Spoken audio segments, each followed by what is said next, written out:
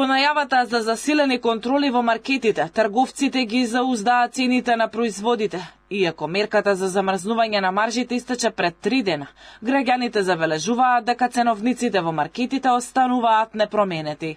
Оние кои денеска беа да пазарат не забележале поскапување на прехрамбените и непрехрамбените производи, па според нив мерката на владата дала добар резултат. Барем колку толку цените да останат непроменети за првомајските празници.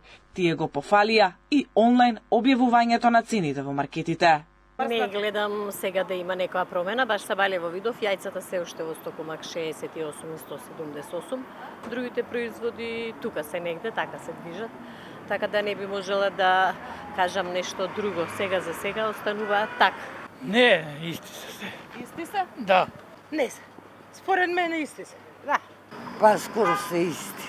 Не се променети затоа што беа замрзнати до пред 2 дена. Не. Скоро исти се.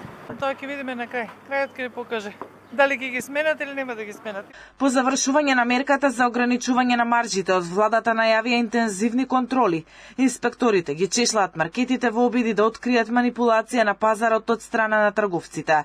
Од Државниот пазарен инспекторат за Алфа велат дека ќе се прави мониторинг на целосната линија на производите од влез до рафт. Државниот пазарен инспекторат ќе прави целосен оперативен план во текот на месец мај и ќе се вршат засилени контроли кај трговците, дистрибутерите и производителите. Ќе се анализираат влезните фактури во маркетите, односно како производите влегуваат во Македонија, па се до нивно пуштање во продажба. На 30 април заврши владината мерка за ограничување на бруто профитните маржи на основните производи, што беше во сила од 20 февруари.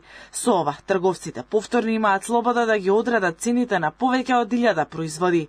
Со мерката опфатени беа 102 групи производи, со ограничување на маржите од 5 до 15%.